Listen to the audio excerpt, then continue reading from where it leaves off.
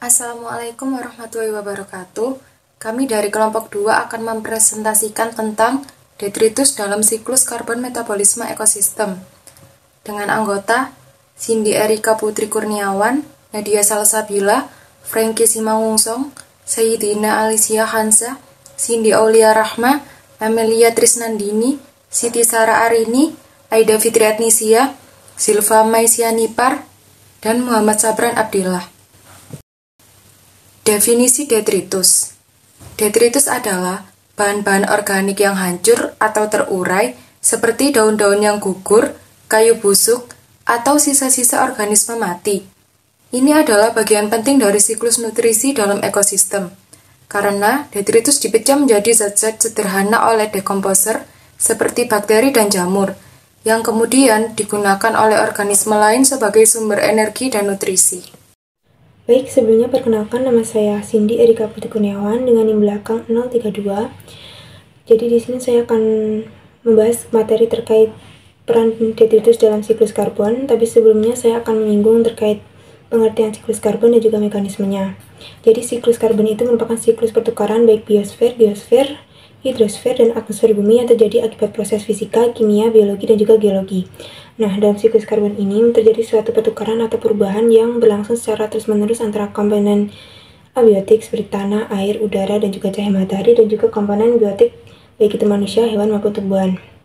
Terkait dengan mekanisme siklus karbon, itu yang pertama, karbon memasuki atmosfer melalui karbon dioksida. Jadi daur karbon ini dimulai dari proses fotosintesis yang dilakukan oleh organisme autotrof, baik itu tumbuhan, alga, maupun fitoplankton, dan juga respirasi pada makhluk hidup baik hewan maupun manusia. Dalam proses ini, molekul karbon dilepaskan setelah menerima oksigen dalam bentuk karbon dioksida saat proses respirasi. Selanjutnya, karbon dioksida diserap dan digunakan sebagai energi, di mana organisme autotrof kemudian melakukan fotosintesis dengan memanfaatkan karbon dioksida dan juga cahaya matahari untuk mengubah karbon menjadi energi yang dibutuhkan tumbuhan maupun organisme produsen lainnya. Selanjutnya itu senyawa karbon masuk ke dalam rantai makanan, di mana karbon berpindah dari organisme autotrof ke organisme heterotrof melalui rantai makanan. Jadi ketika tumbuhan yang mengandung karbon dikonsumsi oleh hewan maupun manusia, itu akan otomatis terserap atom karbonnya. Kemudian karbon kembali ke atmosfer melalui proses dekomposisi, di mana detritus maupun sisa-sisa makhluk hidup dapat berupa organisme mati, tumbuhan layu, maupun sisa kotoran makhluk hidup itu akan diuraikan melalui proses dekomposisi menjadi bentuk yang lebih sederhana dan dilepaskan kembali ke atmosfer. Siklus karbon tadi itu terjadi secara berulang dan terus-menerus. Selanjutnya terkait dengan peran detritus dalam siklus karbon, yang pertama itu dalam proses dekomposisi, yaitu sebagai sumber utama karbon bagi pengurai, di mana detritus merupakan sumber makanan utama bagi pengurai baik itu bakteri maupun jamur. Jadi dalam proses ini terjadi pelepasan karbon dioksida ke atmosfer. Selanjutnya sebagai penyimpanan karbon, di mana detritus terdiri dari sisa-sisa organisme mati baik itu daun, rantai maupun bangkai, dapat disimpan dalam bentuk senyawa organik dalam jangka waktu yang lama dan terakumulasi baik itu di dalam tanah maupun sedimen. Nah, selanjutnya meningkatkan kesuburan tanah. Detritus yang terurai melepaskan nutrisi baik itu nitrogen, fosfor maupun kalium dilepaskan ke tanah dan diserap tanaman yang membantu meningkatkan kesuburan tanah. Yang terakhir itu sebagai bahan bakar fosil, di mana detritus yang tersimpan di dalam tanah maupun sedimen tadi dapat digunakan sebagai bahan bakar fosil baik itu gas alam, batu bara maupun karbon. Baik, saya akan menjelaskan tentang proses dekomposisi. Dekomposisi adalah penguraian atau pemecahan bahan-bahan organik menjadi senyawa anorganik yang terbagi menjadi beberapa tahap. Yang pertama ada fase awal, yaitu organisme mati kemudian jatuh ke dasar perairan. Kemudian tahap kedua itu fragmentasi, yaitu organisme mati mengalami penghancuran atau pemecahan menjadi fragmen-fragmen yang lebih kecil oleh aktivitas organisme pengurai. Kemudian leaching, yaitu zat-zat nutrisi dan komponen organik larut di dalam air dan tersebar ke sekitarnya yang disebabkan oleh curah hujan maupun aliran air. Kemudian mineralisasi, di mana komponen organik dari organisme mati diubah menjadi bentuk anorganik oleh aktivitas mikroorganisme seperti konversi karbon organik menjadi karbon dioksida.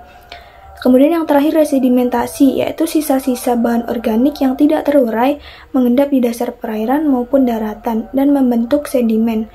Adapun faktor-faktor utama dari proses dekomposisi itu ada 3, yaitu oksigen, kemudian bakteri, dan bahan organik. Baik, selanjutnya saya akan menjelaskan tentang jenis-jenis organisme pengurai. Jadi, jenis-jenis organisme pengurai itu terbagi menjadi 4 kelompok. Yang pertama ada mikroba yang terdiri dari bakteri dan jamur. Lalu ada mikrofauna, yakni protozoa. Lalu ada meiofauna yang terdiri dari nematoda dan notifera. Lalu yang terakhir ada makrofauna, yaitu ada cacing tanah. Mungkin di slide selanjutnya saya akan menjelaskan lebih lanjut terkait jenis-jenis organisme pengurai. Baik, di slide selanjutnya ini mungkin dapat dilihat ada tersajikan gambar yang terdiri dari beberapa jenis organisme pengurai dalam ekosistem tanah.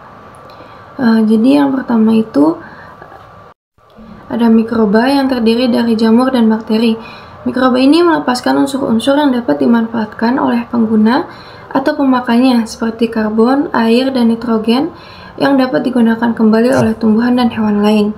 Lalu yang kedua ada mikrofauna. Mikrofauna ini contohnya ada protozoa. Dalam proses perombakan bahan-bahan di dalam tanah, mikrofauna ini berperan dan berinteraksi dengan makrofauna dalam menjaga kesuburan tanah dengan cara menyediakan unsur hara. Mikrofauna ini juga mengendalikan populasi organisme patogen, memperbaiki struktur tanah, mineralisasi, dan pelepasan unsur hara.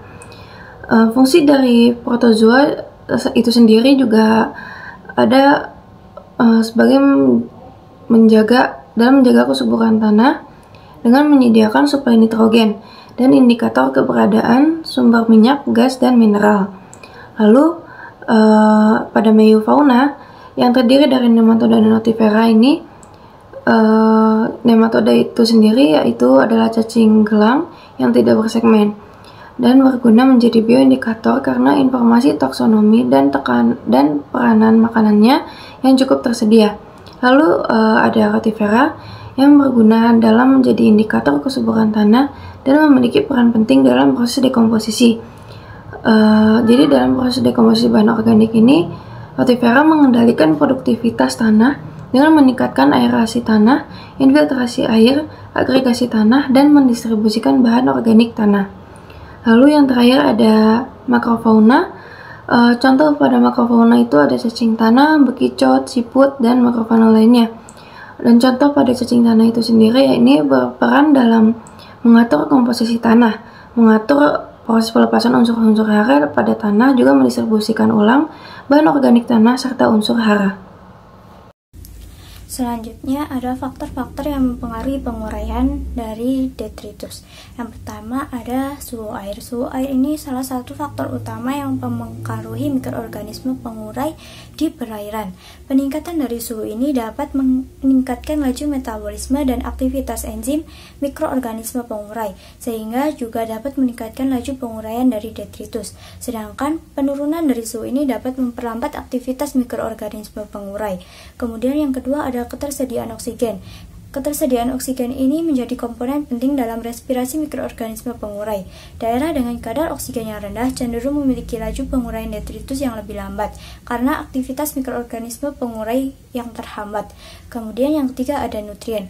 Nutrien yang cukup pada perairan ini dapat meningkatkan populasi dan aktivitas organisme pengurai, sehingga dapat meningkatkan laju penguraian detritus. Kemudian yang keempat ada aliran air. Kecepatan aliran air ini dapat mempengaruhi penyebaran dan distribusi detritus di perairan. Daerah dengan aliran air yang lambat cenderung memiliki penumpakan detritus yang lebih tinggi dibandingkan daerah dengan aliran yang cepat. Kemudian ada salinitas atau konsentrasi garam. Dalam air ini dapat mempengaruhi jenis dan aktivitas mikroorganisme pengurai. Beberapa mikroorganisme pengurai dapat bertahan dalam lingkungan yang berbeda salinitasnya. Namun, salinitas yang ekstrim dapat menghambat pertumbuhan dan aktivitas mikroorganisme pengurai. Kemudian ada kualitas air.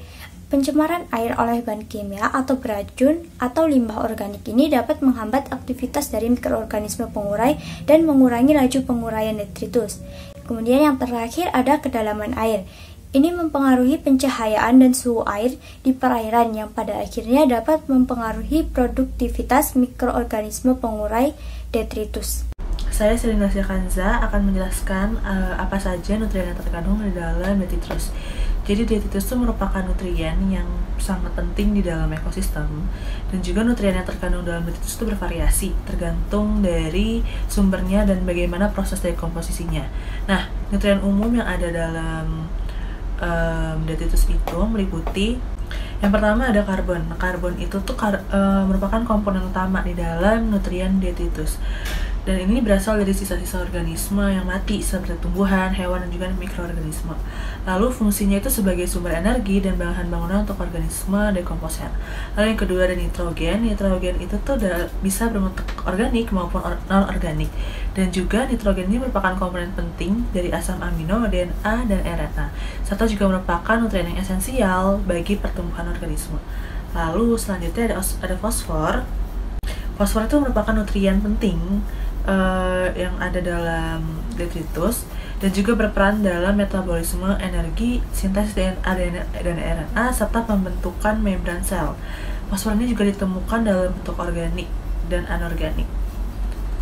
Lanjutnya ada mineral. Mineral itu ada terbagi menjadi 3 juga, yaitu ada kalium, kalsium, dan juga magnesium. Nah, ini tuh ditemukan dalam detritus perairan. Nah, mineral itu penting juga untuk perairan dalam berbagai proses biokimia dalam tubuh organisme, termasuk juga kontraksi otot, pembukaan tulang, dan keseimbangan ion dalam tubuh sel.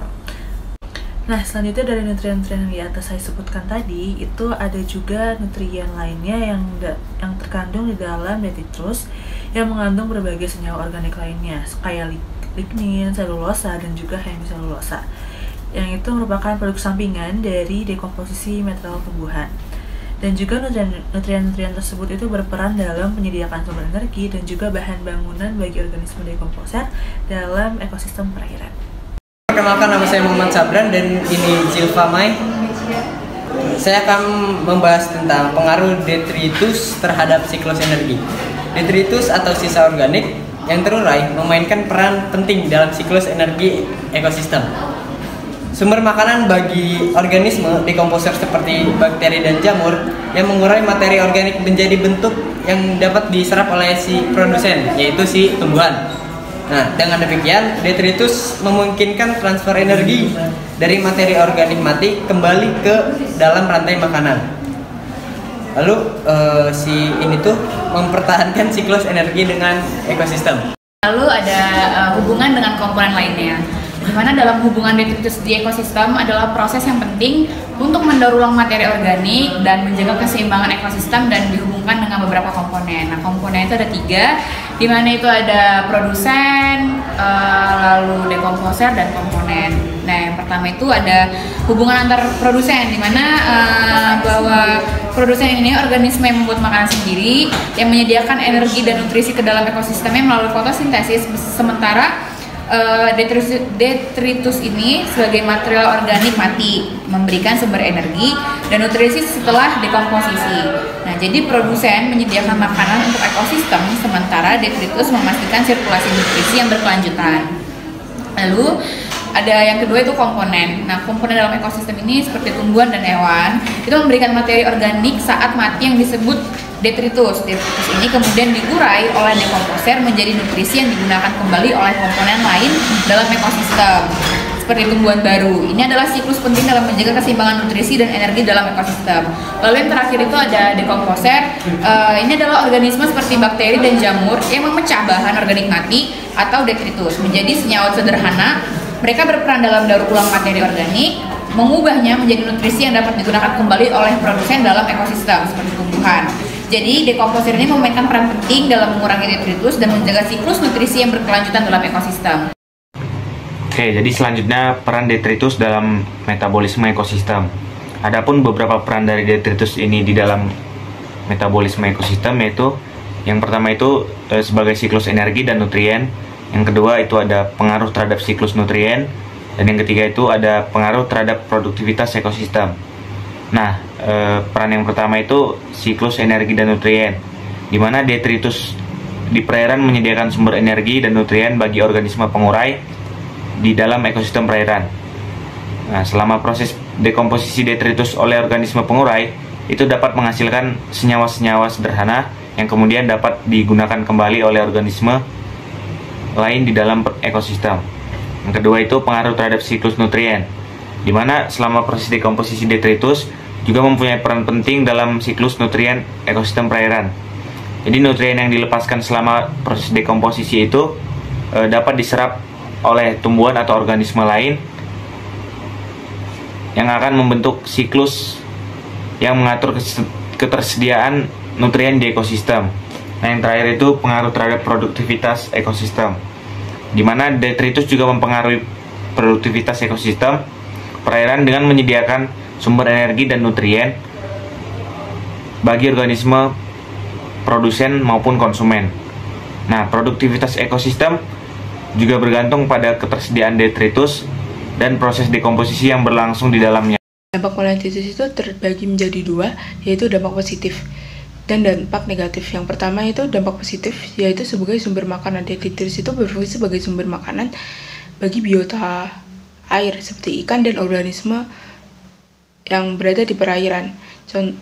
Nah, yang kedua itu penguraian limbah organik. Detritus itu membantu memecah limbah organik yang dihasilkan oleh organisme hidup seperti dedaunan, hewan yang sudah mati, dan kotoran hewan. Yang ketiga itu stabilitas lingkungan. Detritus mempertahankan stabilitas lingkungan dengan cara memecah limbah organik dan menghasilkan nutrisi yang dapat dimanfaatkan oleh organisme dalam rantai makanan. Yang keempat itu penghasil nutrisi. Detritus itu menghasilkan nutrisi yang dapat dimanfaatkan oleh organisme lain dalam rantai makanan. Nah, nomor 5 itu menghasil bahan organik. Detritus itu menghasilkan bahan organik yang dapat digunakan sebagai bahan makanan dan ikan sebagai bentuk bertahan hidup. Yang kedua itu dampak negatif. Yang pertama itu pencemaran air. Nah, detritus yang tidak efektif dapat menyebabkan limbah organik yang tidak dapat diurai dan mengakibatkan pencemaran air. Yang kedua itu penghancuran rantai makanan. Nah, karena pencemaran air ini mengakibatkan penghambatan rantai makanan dan mempengaruhi kualitas lingkungan secara keseluruhan. Yang nomor 3 itu menghasilkan polusi. Nah, limbah organik yang tidak diurai secara efektif dapat menghasilkan bahan kimia yang berbahaya dan beracun seperti amonia dan nitrit yang dapat membahayakan kehidupan biota air dan kualitas tanah. Yang terakhir itu penghasil gangguan ekosistem.